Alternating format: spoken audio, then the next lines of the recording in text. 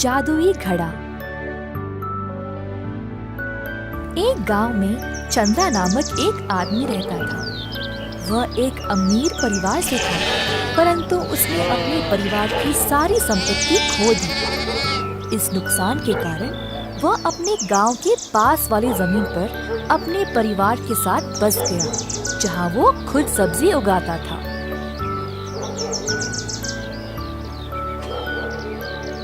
उसकी पत्नी मिट्टी के पुतले बनाती थी। कुछ साल बाद चंद्रा की सेहत भी कमजोर होने लगी। एक दिन उसने अपने 2 आलसी जुड़वा बेटों को बुलाकर कहा, मेरे बच्चों, तुम लोगों को तो पता ही है मेरी तबीयत अब ठीक नहीं रहती, और कब तक तुम लोग बिना काम किए जियोगे? जब तक मैं तंदुरुस्त था मैंने तुम लोगों का ख्याल रखा, पर अब तुम्हारी माँ भी ज्यादा कुछ नहीं कर पाएगी। कृपया अब से काम पे लग जाओ और मेहनत करो। चंद्रा ने भरे मन से अपने बेटों को ये बात समझाने की कोशिश की, परंतु लड़कों ने उनकी बात टाल दी। बस एक दूसरे को देखकर हंसने लगे और चले गए। चंद्रा परेशान था कि उसके बेटे उसके बातों को कोई भाव नहीं दे रहे।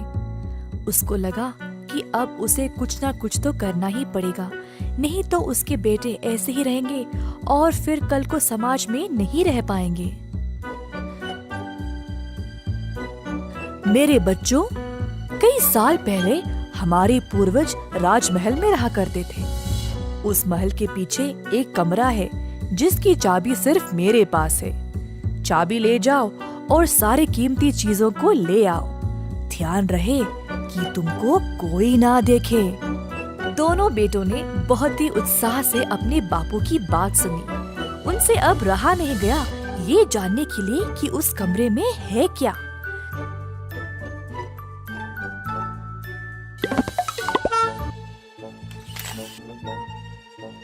जब वे वहां पहुंचे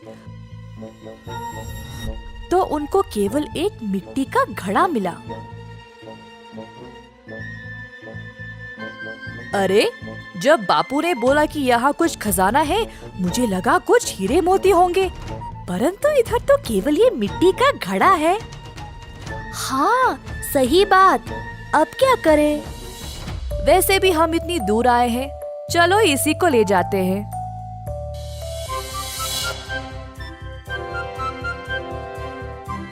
लड़के घर वापस आए घड़े के साथ और अपने बापू को सौंप दिया।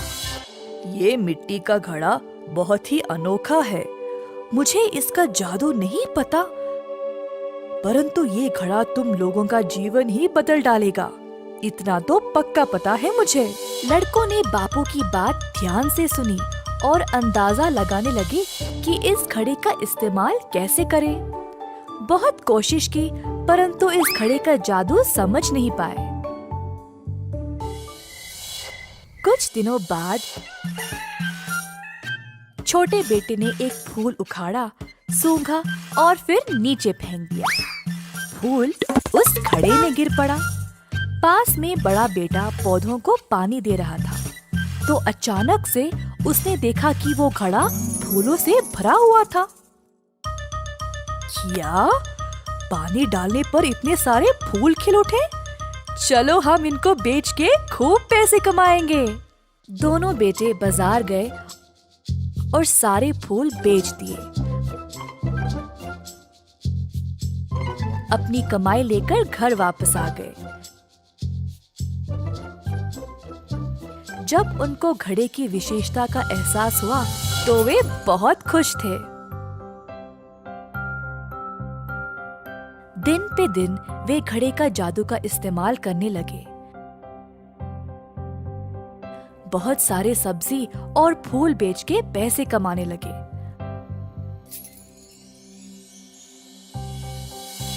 परंतु उन्होंने समझदारी से उन पैसों को नहीं संभाला। कुछ दिन और गुजर गए ऐसे ही पैसे रद्दी करते करते। उनको घड़े की जादू की आदत पड़ गई और इसी चक्कर में बाकी सब्जी और पौधों को नजरअंदाज कर दिया।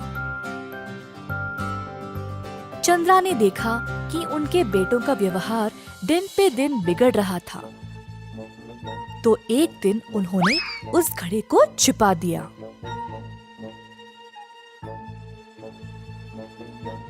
रोज की तरह दोनों बेटे घड़े को लेने आए, परंतु उनको वो मिला ही नहीं। हर जगह ढूंढा, तब भी नहीं मिला। उनको एहसास हुआ कि पैसे के बिना जीवन कितना कष्ट है, तो आखिर में वे खुद सब्जी उगाना शुरू किए। अब रोज बड़ा बेटा सब्जी उगाता था और छोटा बेटा फूलों का ध्यान रखता था। जो कुछ थोड़ा बहुत फसल निकलती थी, उसको बेचकर पैसे कमाते थे। मेहनत से जो भी उनको मिलता था, अब वे समझदारी से खर्च करने लगे। चंद्रा ने अपने बेटों में सकारात्मक बदलाव देखकर उनको वो जादुई घड़ा वापस कर दिया। तुम दोनों ने इस जादुई घड़े का गलत इस्तेमाल किया था। ये घड़ा तुम्हें कठिन समय में काम आएगा और इससे कमाया गया धन को सोच समझ के इस्तेमाल करना चाहिए। मैंने तुम दोनों का व्यवहार देखकर तुम्हें सीख देना चाहा था, इसीलिए मैंने ही इस घड़े को छुपाया। अब तुम लोग समझदार हो गए हो, इसीलिए तुम्हें ये वापस सौंप रहा हूँ। भविष्य में इसका उपयोग बुद्धिमानी से करना। दोनों बेटों ने अपने बापू की बात मानी और वचन दिया कि केवल संकट काल में ही उस घड़े का उपयोग करेंगे। जादुई कुआं। कई साल पहले एक छोटे से गांव में था एक जमींदार अरविंद नाम का। वे बहुत अनुशासित थे। हर रोज सवेरे मुर्गे के कुकड़कू बोलते समय ही जाग जाते थे।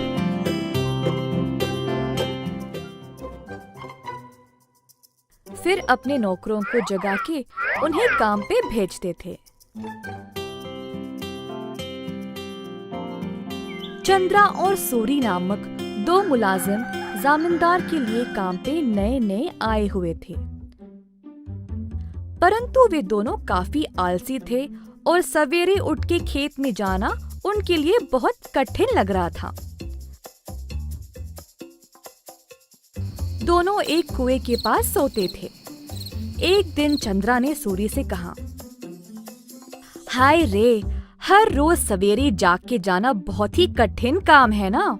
सूरी को भी ऐसा ही लगा। हाँ चंद्रा, परंतु हम करे तो क्या करे, मुर्गे के कुकड़कू से ही जमींदार जी जाग जाते हैं।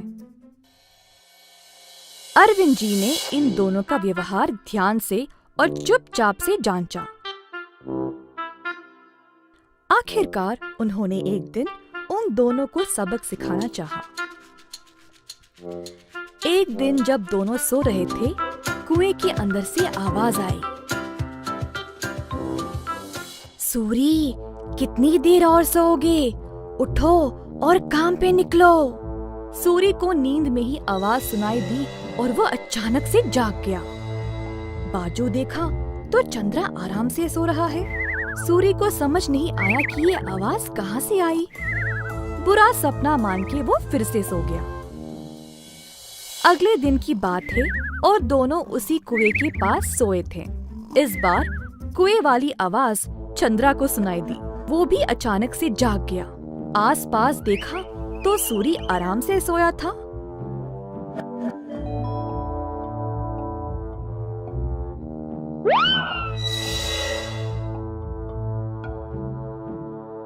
कोई बुरा सपना था शायद, ऐसा सोचकर वो भी फिर से सो गया।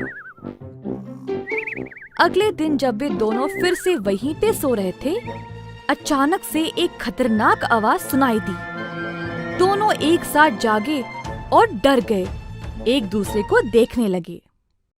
भाई सूरी, आपको भी सुनाई दिया क्या? हाँ चंद्रा, मैं बहुत डर गया और ये कोई बुरा सपना भी नहीं है। ये भयानक आवाज इस कुएं से आ रही। मैं काम पे निकल रहा हूँ, तुम्हें आना तो आओ। रुको रुको, मैं भी आऊंगा। उस दिन दोनों ने बहुत मेहनत से खेत में काम किया और दोपहर में भोजन के समय जमींदार जी के पास आए। खाना खाते समय दोनों की शक्ल पे सिर्फ परेशानी लिखी हुई थी। जमींदार जी ने पूछा कि हुआ क्या। चंद्रा और सूरी ने सारी घटना सुनाई। ये सुनकर जमींदार जोर जोर से हंसने लगे। सुनो तुम दोनों, वो कोई भूत या बुरा सपना नहीं था। मैंने देखा कि तुम दोनों कुछ ज्यादा ही आलसी थे, इसीलिए तुमको सबक देना चाहा। कुएं के पास वो मैं ही था जो आवाजें निकाल रहा था। अब आई समझ। अब से ये सुस्ती छोड़ो और ठीक से काम करो। उस दिन से सूरी और चंद्रा ने अपनी आलस्य छोड़ा और खेत पर पूरी मेहनत से काम किया। अच्छे से अपनी रोजी रोटी कमाई और खुशी से जीवन बिताया।